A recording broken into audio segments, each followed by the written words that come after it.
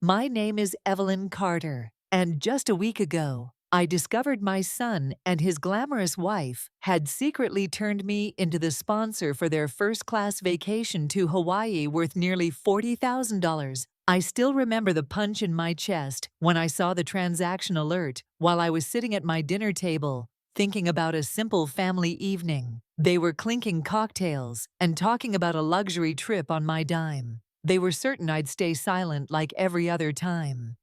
But this time, I froze every card, canceled the flights, wiped out the hotel reservation, and rebooked the entire trip for myself. And that was just the opening shot in a counterattack they never saw coming. If you've ever been treated like an ATM by your own family, tell me where you are right now as you hear this story. And don't forget to hit that subscribe button, because what happens next will show you exactly how I flipped the script and made them pay for it in front of the whole world. It all started the night before I discovered the charge. My son, Nathan, had invited me to dinner at a trendy, overpriced restaurant downtown, the kind where the plates look like art projects and the check could cover a week's groceries. He said he wanted to catch up, and against my better judgment, I let myself believe it might actually be about spending time together. I even wore my new navy dress, the one I'd bought in a moment of optimism.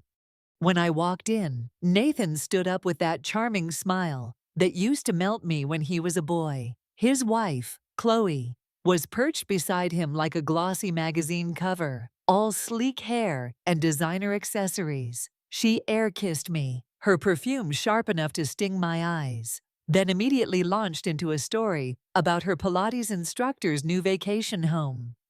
We ordered drinks, wine for me, craft cocktails for them, and Nathan started talking about work. He'd just landed a major promotion at his tech company, something he described in vague terms that sounded impressive, but told me absolutely nothing about what he actually did. Chloe chimed in occasionally, mostly to complain about how stressful his schedule had been on their marriage. I nodded, offered sympathetic smiles, and sipped my wine, playing the role I'd been trained to play, the accommodating mother, always listening, always supportive.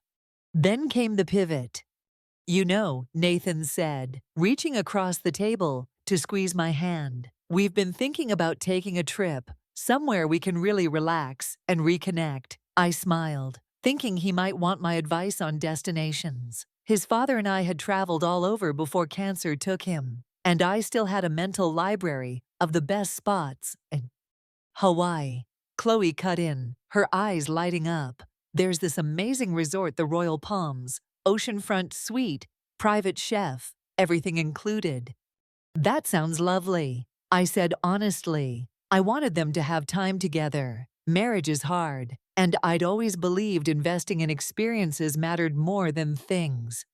Nathan leaned back, casually tossing his arm over his chair. "The thing is, Mom, it's, well, a little pricey. First-class flights, a week in the presidential suite." My gut tightened, but I forced a smile. "How much are we talking?" "About 40 grand all in," he said as easily as if he were mentioning the weather. "But you've always said money in the bank doesn't mean anything if you're not using it for family." I don't even remember saying that, but it sounded like something I might have murmured once, maybe on a holiday, when loneliness made me wax philosophical. Chloe leaned in then, her voice dripping with sincerity. "Evelyn, you've been so generous already. The down payment on our house, the new car when Nathan's broke down, helping us when he was between jobs. You're like the mother I never had." The words went straight to my heart, wrapping me in a warm, familiar blanket of purpose. For years, I'd told myself this giving was love, that helping them was how I stayed connected. I ignored the tally in my head, the nearly $80,000 I'd already given them over the past 5 years, without a cent repaid.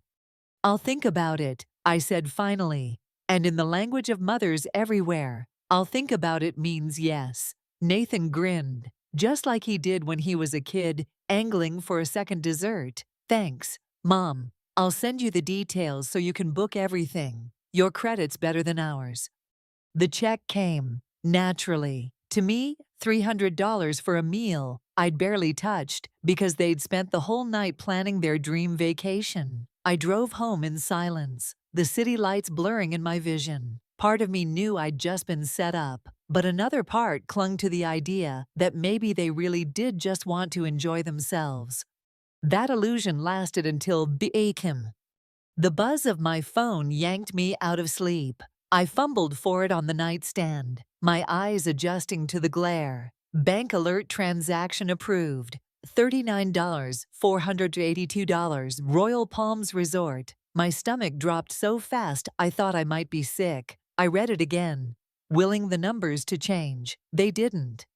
I sat up, my heart pounding. He hadn't even waited for me to decide. Nathan had simply taken the money.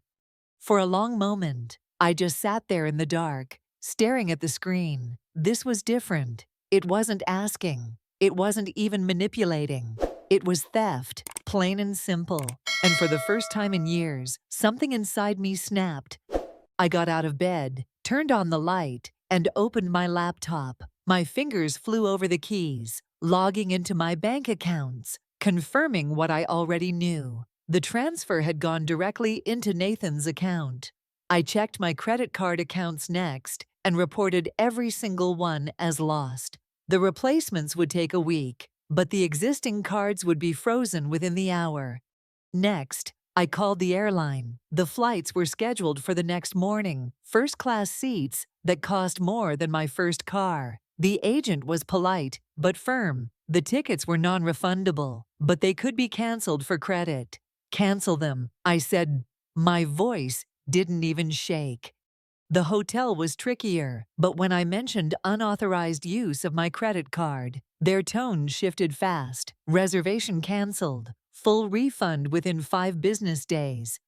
By the time the sun rose over the skyline, I'd dismantled every piece of their elaborate plan. And in its place, a new idea had taken root. If anyone was going to enjoy those flights, that suite, that view, it was going to be me.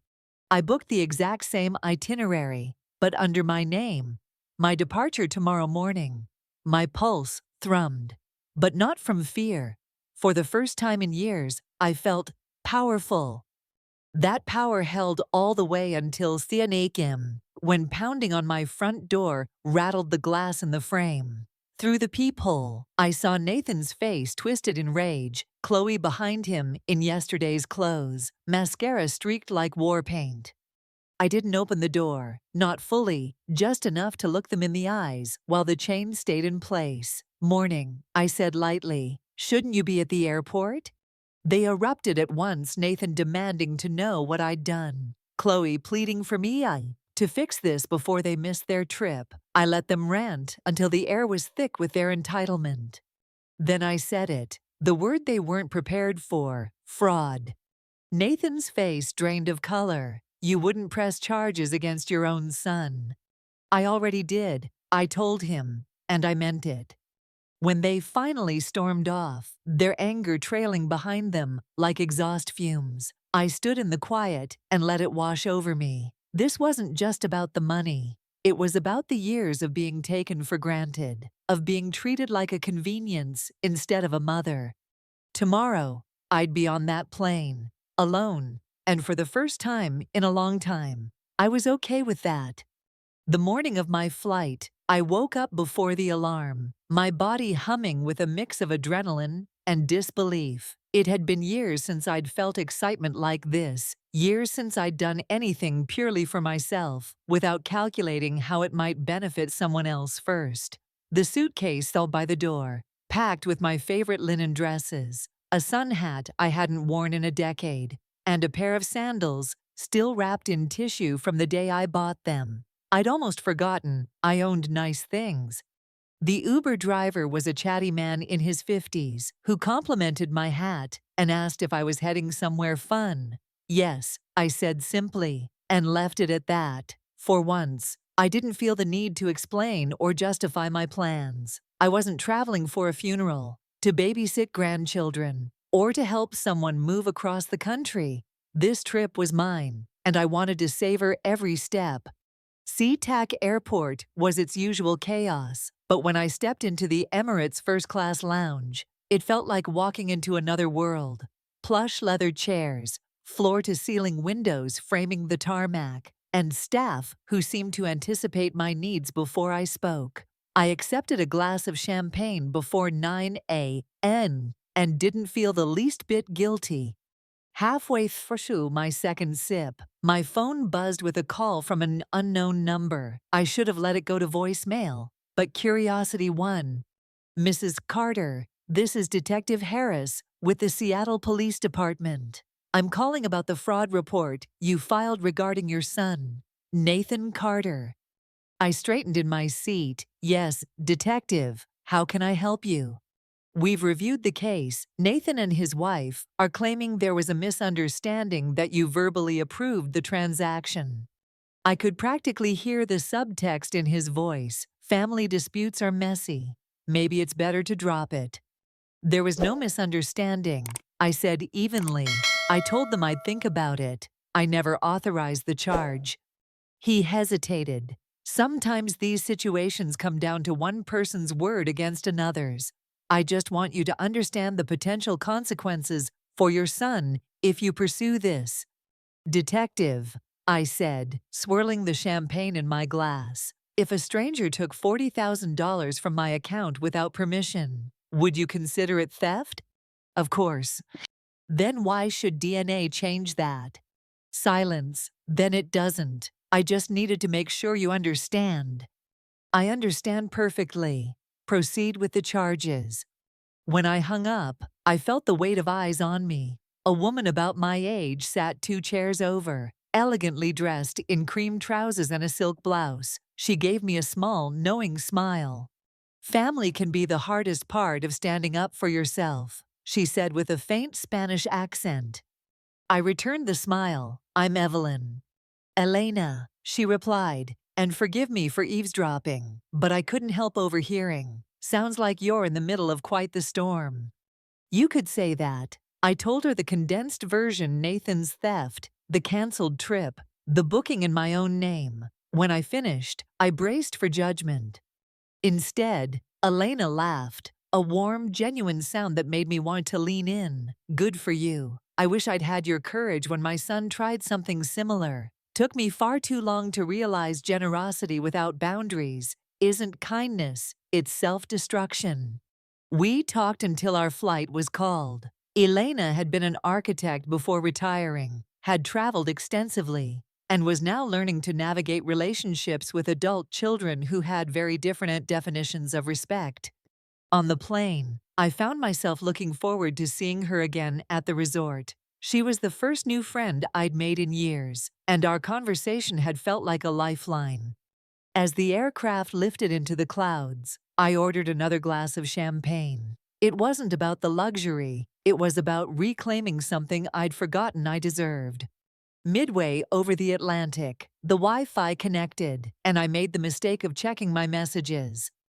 "Nathan, Mom, the police called. This is getting out of hand. Chloe, Evelyn, I'm pregnant. We just found out. Please don't do this to the father of your grandchild. My daughter, Lauren, Mom. What are you thinking? You're going to destroy our family over money." The word pregnant landed like a stone in my chest. For a moment, I felt the old reflex kick in, the instinct to fix, to protect, to absorb the damage so no one else had to. But then I thought about the timing. How convenient that this revelation appeared right after the charges became real. How perfectly designed to guilt me into surrendering. I typed, "If that's true, congratulations. It doesn't change what you did."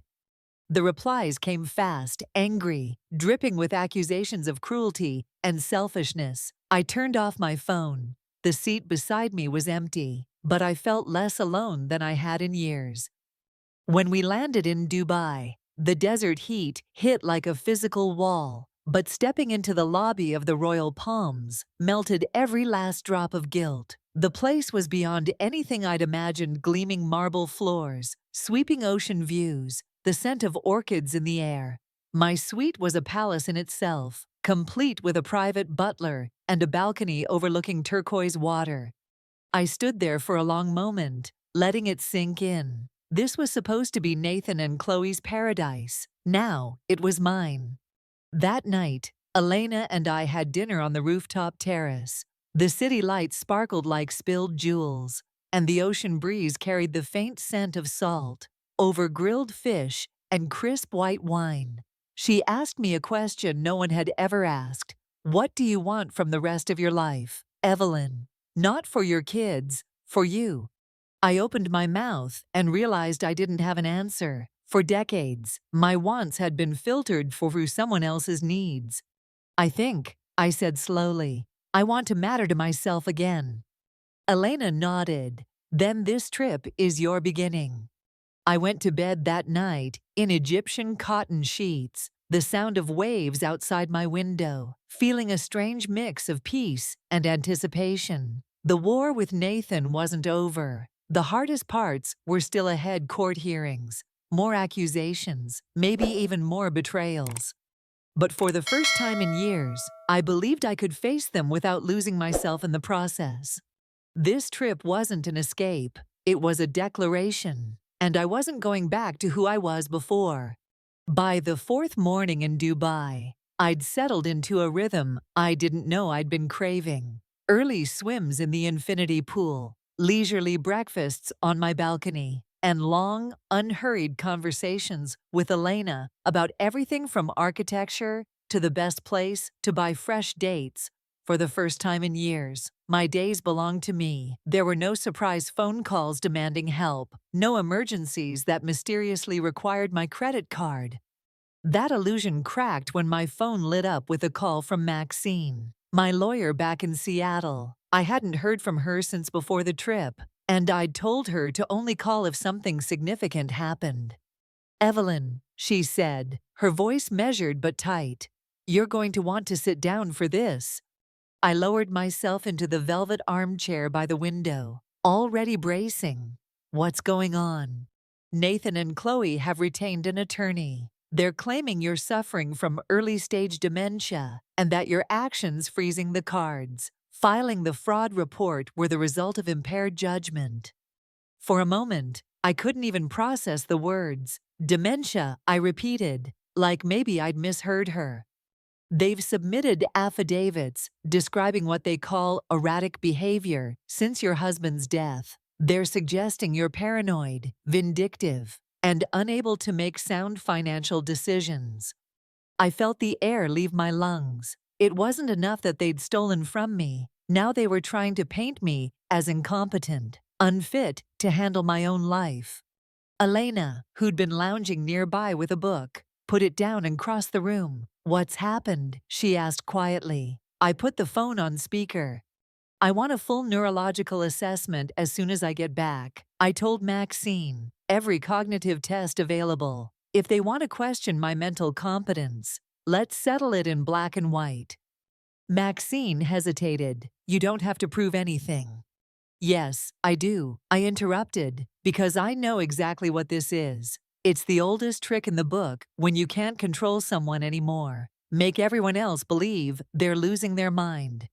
After I hung up, I sat in fiends, staring at the skyline. Elena broke it first. They're scared, she said simply. This isn't about your mind, it's about your boundaries. They can't stand that you've finally drawn a line they can't cross. I thought back over the past 5 years, how each time I'd tried to say no, there'd been pushback, guilt trips, or outright manipulation. This was just the most extreme version yet. That afternoon, Elena and I took over the hotel business center, spreading out my laptop, financial records, and a legal pad.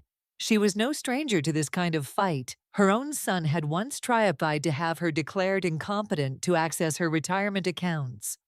Documentation is your best weapon, she said, pulling up spreadsheets. Every financial decision you've made in the past 5 years, investments, major purchases, loans you've given. We're going to show a consistent pattern of rational, informed choices. It was strangely empowering, scrolling through years of transactions and realizing just how careful I'd actually been. Real estate investments that had appreciated in value, a diversified retirement portfolio, charitable donations to vetted organizations. Even the money I'd given Nathan and Lauren had been in response to specific requests that never impulsive, never reckless. The only irrational choice you made, Elena said dryly, was letting it go on for so long. By evening, we had a detailed timeline that made their accusations look absurd, and yet, as I looked at the tidy columns of data, I felt a pang of something I couldn't quite name. This was my own son, and he was willing to dismantle my reputation, my sanity, if it meant getting away with what he'd done. That night, I ignored the string of missed calls from Lauren and Nathan. I wasn't ready to hear whatever new guilt tactic they were planning. Instead, I joined Elena for dinner at a small Lebanese restaurant she'd discovered on a previous trip. Between the grilled lamb and the spiced rice, I let myself enjoy the taste of food unseasoned by stress. Halfway through the meal, my phone buzzed again. Against my better judgment, I glanced at it. A text from Nathan, "Mom, we just want to help you. You've been acting so unlike yourself. Please come home so we can get you the care you need." I turned the phone so Elena could see. She snorted. Classic gaslighting. They frame it as concern, so you feel guilty for rejecting it. I typed back, "Tonight I'm having dinner with a retired architect who once designed part of the Barcelona Olympic Village. Tomorrow we're visiting the Dubai Museum. And Friday we're touring the Louvre in Abu Dhabi. Does that sound like someone with dementia?" The reply came almost instantly. "Who is this woman? How do you know she's not taking advantage of you?" That was the moment something crystallized for me. It didn't matter where I was, what I was doing, or who I was with if I wasn't under their control. My judgment was automatically suspect. Back at the hotel, Elena showed me something on her phone. A scanned court document from her own battle. In bold print, a note from the judge read, accusing an elderly family member of mental incompetence without evidence for financial control may constitute elder abuse. The words sank deep. I'd been so focused on the theft that I hadn't considered the larger pattern, the way years of subtle undermining, isolation, and dismissal had built to this moment. This wasn't just about $40,000. It was about power. "How did you do it?" I asked Elena quietly. "How did you fight back without losing your relationship with your son?" Her eyes were steady on mine. I realized I'd already lost the relationship. What I was holding on to was an illusion of who I thought he was, or who I hoped he could be. Once I let that go, I was free to fight for myself. Later, alone in my suite, I stood on the balcony and looked out at the lights of the city stretching to the horizon. I thought about all the times I'd told myself that keeping the peace was more important than making waves, how that had slowly eroded not just my bank account, but my sense of self. This was bigger than Nathan, bigger than Chloe, bigger even than the court case. This was the line I was drawing for the rest of my life. When I finally turned off the lights and slid between the cool sheets, I realized something surprising. For the first time in months, maybe years, I wasn't replaying an argument in my head. I wasn't drafting a speech or anticipating the next crisis. I was thinking about the Louvre, about fresh dates and strong coffee in the morning, about what it might feel like to go home not as someone's safety net, but as my own anchor. And for the first time in a long time, I fell asleep with a smile. The flight back to Seattle felt different than the one that had carried me away. On the way to Dubai, I'd been running on a cocktail of adrenaline and anger. Now, I was returning with something sharper clarity. The moment I stepped off the plane into the familiar chill of a Pacific Northwest spring, I knew there was no slipping back into the person I'd been before. That woman had been agreeable, accommodating, and endlessly available. She was gone. Elena walked beside me through the terminal, her carry-on rolling smoothly over the carpet. She'd extended her trip to support me at the neurological evaluation. "Remember," she said, "this test isn't about proving yourself to them. It's about taking away their ammunition." The next morning, I sat in the softly lit office of Dr. Ki Kim, A neurologist Maxine had recommended. She was brisk but kind, with a no-nonsense demeanor that put me at ease. The battery of tests was exhaustive memory recall, problem-solving exercises, attention and reasoning tasks. I approached each one like a math exam I knew I could ace. When it was over, Dr. Kim folded her hands on her desk. Mrs. Ketia McCarter, I'm going to be direct. Your cognitive function is in the 97th percentile for your age group. There is absolutely no clinical evidence of dementia or any other impairment. She paused, her gaze sharpening. Anyone suggesting otherwise is either gravely misinformed or deliberately manipulative. It was the validation I'd known in my gut, but hearing it from a professional still sent a surge of relief through me. Elena squeezed my shoulder as we left the office. Now, she said, let's go win your case. The hearing was set for 2 weeks later, but the days leading up to it were anything but quiet. Nathan tried calling twice from his number, once from an unknown line, and Chloe sent messages that alternated between pleading and accusing. Lauren chimed in too, insisting I was destroying the family over just money. I didn't respond to any of it. Maxine and I met in her downtown office to prepare. She was meticulous, arranging documents into color-coded folders, bank records, travel confirmations, the full transcript of my neurological evaluation, and the spreadsheet Elena and I had built in Dubai. This case is straightforward, Maxine said, but family disputes can make judges tread lightly. We're not here to vilify your son. We're here to establish that theft is theft, no matter who commits it. The morning of the hearing, I put on the white dress I'd bought for that ill-fated family dinner. Back then, it had been meant to soften me, to make me feel approachable. Today, it was armor. The courthouse conference room was smaller than I expected. Judge Cooper, a woman in her 60s, with an expression equal parts warmth and steel, sat at the head of the table. Nathan and Chloe were already there with their lawyer, a sleek, sharp-faced woman who looked like she'd been pulled from the set of a legal drama. Chloe's hand rested on her still flat stomach, the pregnancy a silent prop in their case. As I took my seat beside Maxine, Nathan looked at me, really looked at me for the first time in months. He seemed older, drawn. But the moment Judge Cooper began speaking, his jaw tightened. This case involves a financial dispute between family members that has escalated to criminal charges. The judge began. The defendants claim the plaintiff gave verbal authorization for a transaction totaling $39,482. The plaintiff maintains the transaction was unauthorized and constitutes theft. She flipped through the file, her eyes pausing on the neurological report. I'm particularly concerned about the defense's suggestion of cognitive decline. Dr. Kim's evaluation is unequivocal. Miss Carter's mental function is exceptional for her age. Making false medical claims to undermine an alleged victim's credibility is a serious matter. Nathan's lawyer tried to object, but Judge Cooper silenced her with a raised hand. The evidence shows that Mr.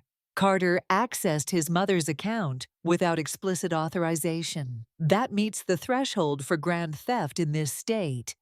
My pulse roared in my ears as she continued. However, given the family relationship and the absence of prior criminal history, I am offering a plea agreement. Both defendants will plead guilty to theft in the third degree, perform 200 hours of community service, repay the full amount plus court costs, and attend financial counseling focused on family boundaries. Chloe's face crumpled. Your Honor, I'm pregnant. I can't. You can, Judge Cooper said coolly. Community service can be arranged to accommodate your condition. You'll be assigned to Sunset Manor Nursing Home. Perhaps spending time with those who've been abandoned by their families will provide perspective. I almost felt sorry for her almost. Nathan leaned forward, his voice cracking. My mother is destroying our family over money. The judge's expression hardened. Your mother didn't destroy your family, Mr. Carter. You did. When you decided her bank account was your emergency fund and tried to have her declared incompetent for refusing. The plea is non-negotiable. Accept it, or we proceed to trial. Busted. They accepted. Outside the courthouse, Elena and I stood in the crisp air while Maxine went to file the paperwork. Nathan and Chloe left quickly, their lawyer ushering them away. I felt a strange, settled calm, not joy, not triumph, just the quiet satisfaction of having something broken properly set right.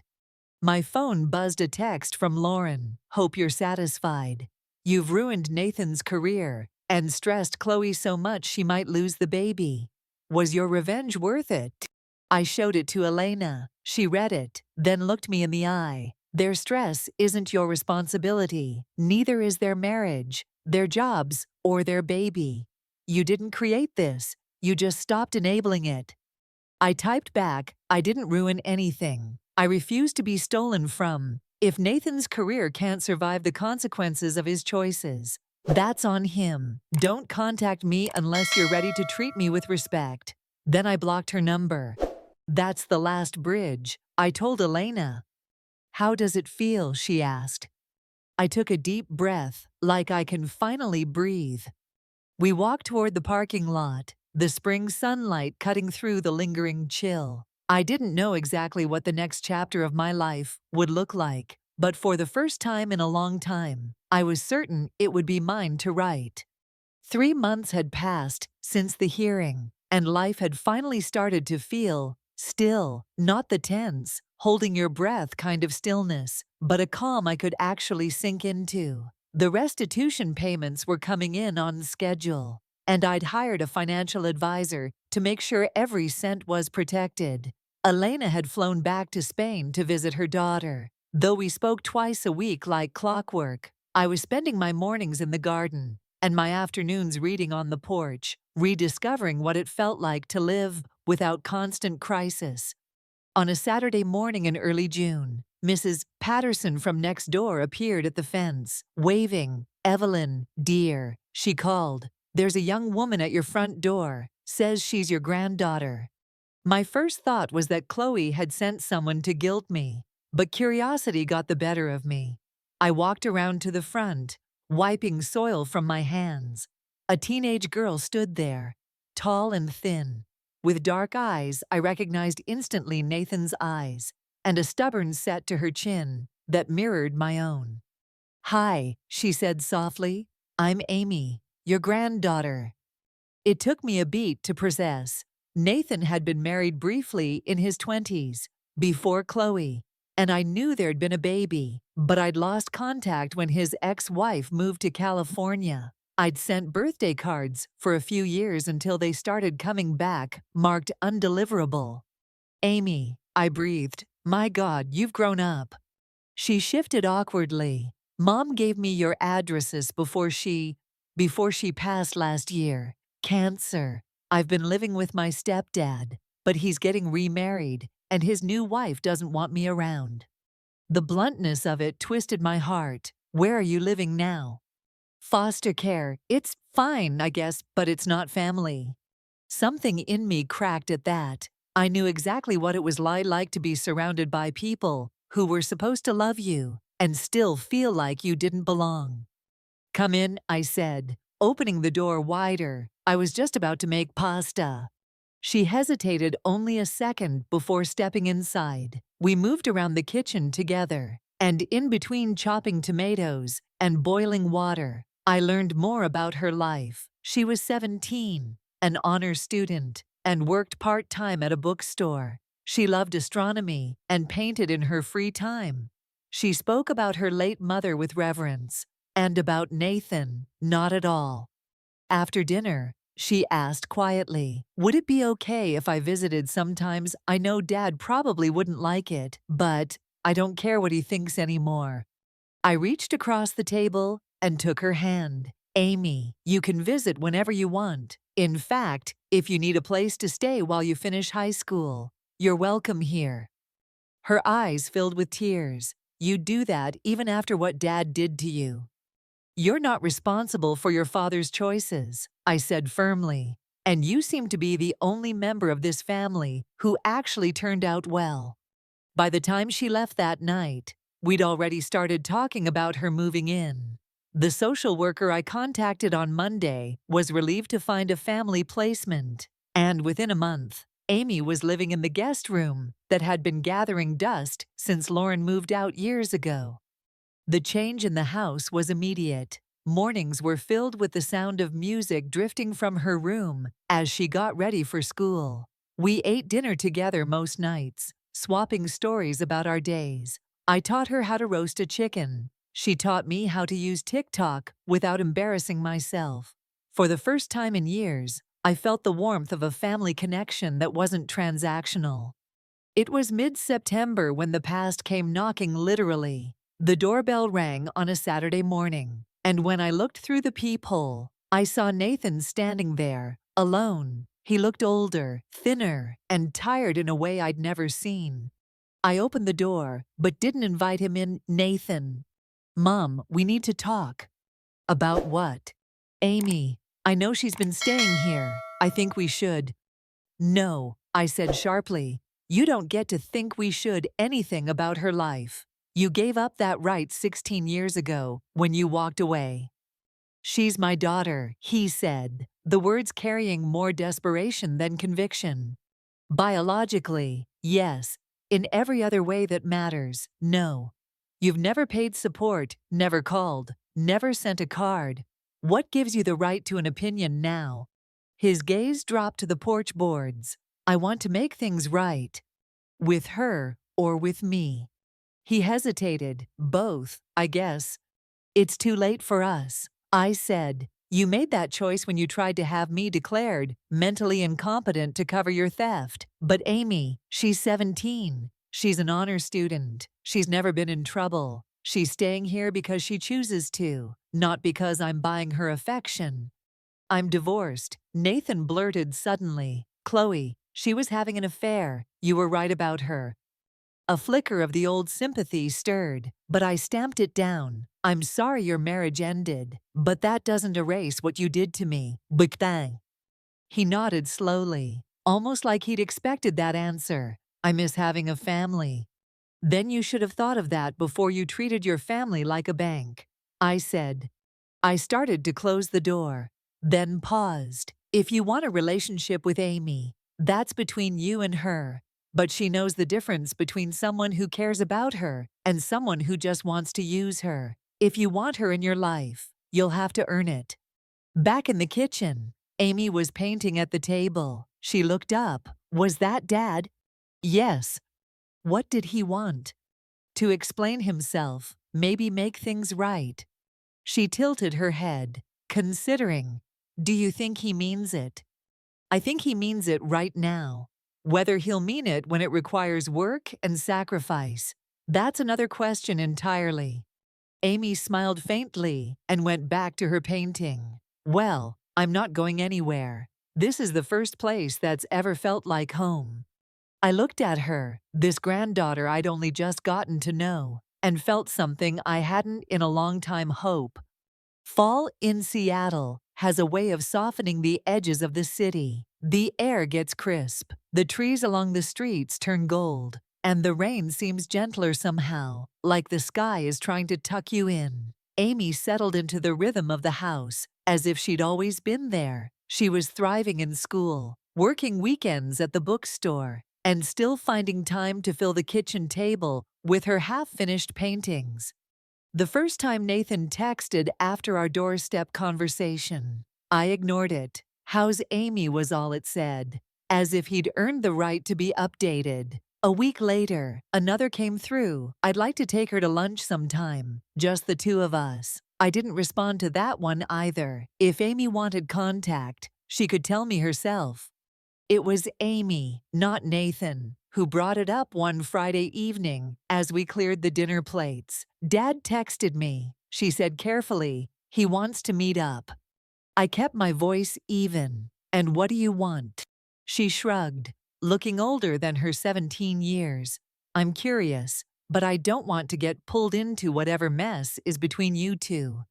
"It's not a mess," I said quietly. "It's a boundary." and boundaries protect people. She nodded, chewing on her lip. Then I'll set mine. I'll meet him. But not alone, and not if he starts talking about you or the past. I'm not a go-between. I couldn't help but smile. Smart girl. The meeting happened the following Saturday at a cafe near the university. Amy asked me to sit a few tables away, just in case. I brought a book I barely read, keeping one ear tuned to the murmur of their voices. Nathan looked uncomfortable at first, fidgeting with the sugar packets, but Amy held herself steady. She listened more than she spoke, and when she did answer, it was with short, deliberate sentences. They hugged awkwardly before parting, and Amy walked straight past my table toward the door. Outside, she finally said, "He's not who I remember. I think he wants to mean it, but he's not ready to do the work." "That's fair," I said, and I left it at that. Weeks passed, and Nathan kept trying. Small gestures at first, dropping off a bag of groceries for Amy, which I suspected was a way to get me to open the door, offering to help with the yard work, sending her a birthday gift card to an expensive boutique. Amy thanked him politely, but didn't rush to spend the card. "I don't want him thinking this is about stuff," she told me. One evening in late November, the three of us ended up in the same place by accident. Amy had invited a few friends over to work on a school project, and one of their rides turned out to be Nathan. He froze in the doorway when he saw me, then stepped inside like he owned the air between us. "Hi, Mom," he said cautiously. "Nathan." The kids sat up in the living room, their laughter a buffer between us. He glanced toward them and lowered his voice. "I'm trying here. Doesn't that count for something?" "It counts," I said, "but trying isn't the same as changing." "I've stayed away from money talk," he offered. "Good. Keep it that way." He sighed, like I was making this harder than it needed to be. "Sven, do you think we'll ever get back to normal?" I met his eyes. "No, but we can make something new if it's built on honesty." It was the most I'd given him in years, and maybe that's why he didn't push further. He left without asking for anything else, which I counted as progress. By December, the holidays loomed, a season that used to mean hosting elaborate dinners and bending over backward to make everyone happy. This year, it was just Amy and me. We decorated the tree together, hung stockings, and cooked whatever we felt like on Christmas Eve. No formal table setting, no polished small talk, no pretending. Nathan sent Amy a text on Christmas morning, "Merry Christmas. I'm thinking of you, dear." She showed it to me without comment, then slid her phone back into her pocket and went back to frosting cookies. The quiet was almost too peaceful, and part of me knew it couldn't last. The disruption came in mid-January, in the form of a thick envelope in my mailbox. Inside was a letter from Nathan's lawyer, dressed up in polite legal language, but clear in intent. He wanted partial custody of Amy. I laughed out loud when I read it, part disbelief, part fury. Amy was weeks away from turning 18. Custody wasn't even on the table, and he knew it. This was about control, about making a statement. I called Maxine. "Tell me I don't have to humor this." Her voice was warm but firm. "You don't. It's a stunt. But we'll respond formally so there's a record. And Evelyn, don't take the bait. This is about rattling you." When I told Amy, she rolled her eyes so hard I thought they might stick. "He's ridiculous. He can't even spell custody without a lawyer." Still, it shifted something in the air between us.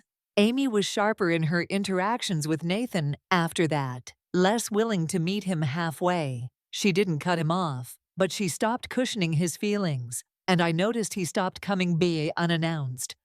By February, life had settled again, but in a new way, more guarded, more deliberate. Amy and I took a weekend trip to Portland, staying in a little inn near the river. One night, as we walked back from dinner, she slipped her arm through mine.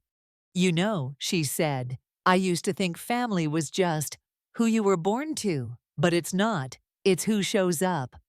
I squeezed her arm. "Exactly." When we got home, I found a small envelope on the kitchen counter. Amy must have slipped it there while unpacking. Inside was a watercolor she'd painted of my garden in full bloom. On the back, she'd written, "Thanks for showing up for me." I stood there in the kitchen, holding the card, and felt the truth of it settle deep. Whatever Nathan did or didn't do from here on out, it didn't define me anymore. I wasn't waiting for an apology that might never come. I had something better, a living reminder that showing up matters more than any title or bloodline. And for the first time in my life, I realized I'd drawn a line that no one, not even my own son, could cross.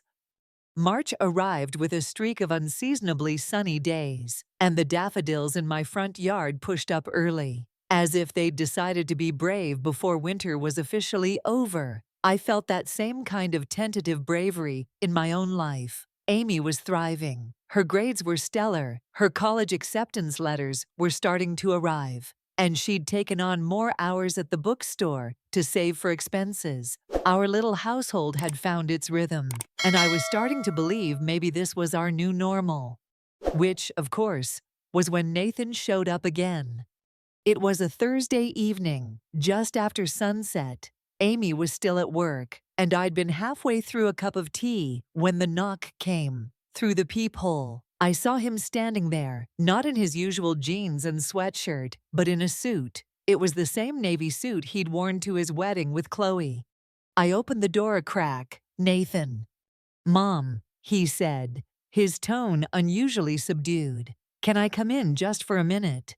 I hesitated, but stepped aside. He walked in slowly, his eyes scanning the room as if trying to take in all the changes Amy and I had made since he'd last been inside.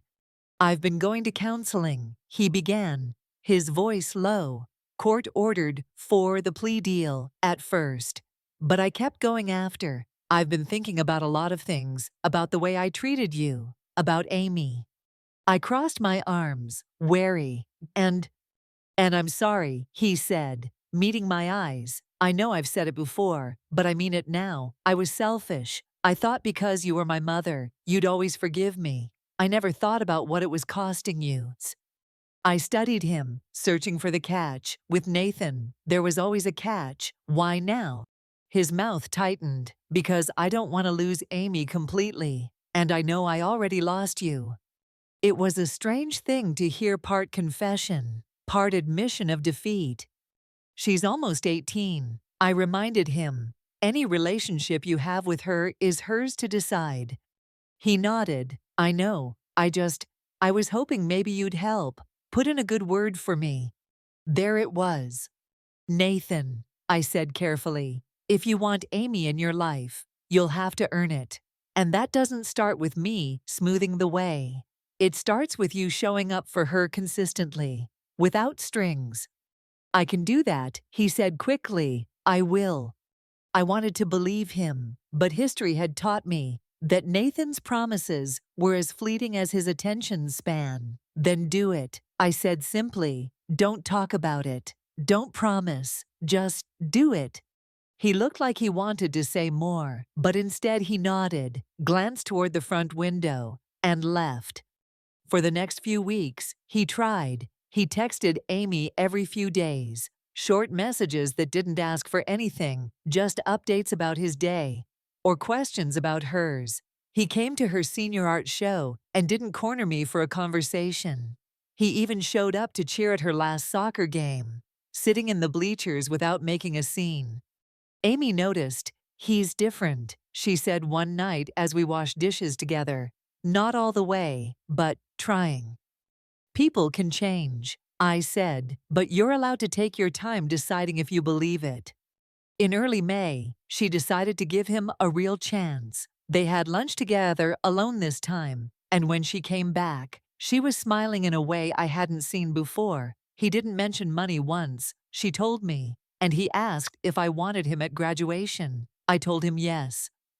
Graduation day was one of those crystalline Seattle afternoons when the sky seems impossibly blue. Amy walked across the stage in her cap and gown, and I cheered until my throat ached. Nathan was there too, standing at the end of our row, We didn't speak, but when Amy hugged him afterward, I saw something genuine in his fed pride, maybe even humility.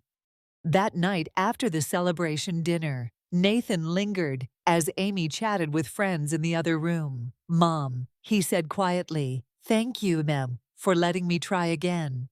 I looked at him for a long moment. "You're not thanking me, Nathan. You're thanking Amy. She's the one giving you the chance." He nodded and, for once, didn't argue.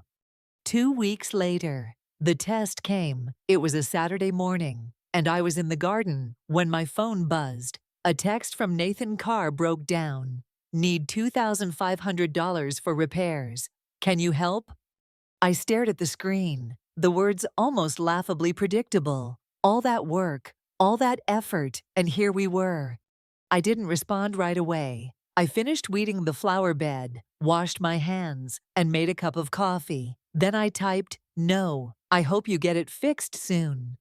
5 minutes later, another text. "I thought we were past this." "We are," I wrote back, "but my boundaries haven't changed." That was the last I heard from him for a while. Amy mentioned he'd seemed quiet in their next conversation, and I told her the truth, that he'd asked for money, and I'd said no. She didn't look surprised. "Old habits," she said with a shrug. "Guess we'll see if he can break them."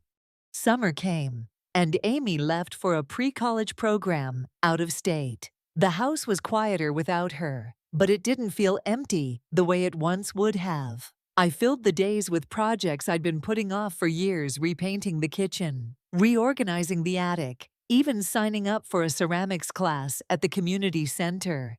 One afternoon, as I shaped clay on the wheel, I realized I wasn't waiting for the other shoe to drop anymore. Nathan might change, or he might not. Amy might choose to keep him in her life, or she might not. None of it defined me. The final test hadn't been Nathan asking for money. It had been me saying no without hesitation and feeling no guilt afterward. That, I thought, was the real victory. Looking back now, I can see that this entire journey wasn't about $40,000 or even about Nathan and Chloe's betrayal. It was about learning that love without boundaries isn't love. It's a slow erasure of who you are. For years, I thought keeping the peace was the same as keeping a family together. But the truth is, peace bought with silence isn't peace at all. I didn't win every battle. I didn't fix my son, and I didn't get the version of family I once imagined. But I gained something far more valuable: my self-respect, my independence, and a granddaughter who knows what it means to show up for someone without expecting anything in return. If there's one thing I hope you take from my story, it's this: boundaries aren't walls to keep people out. They're gates you control, deciding who gets to enter and under what terms. And once you learn how to lock those gates when necessary, you stop living in fear of who might try to barge in. So, if you've ever felt guilty for saying no to someone you love, remember this: no is not cruelty, it's self-care, and the people who truly value you will respect it. Before you go, I'd love to hear from you. Tell me in the comments where you're listening from, and if you've ever had to set a boundary with someone close to you. And don't forget to subscribe, because there are more stories coming, stories about the power you don't know you have until you finally decide to stand up and use it.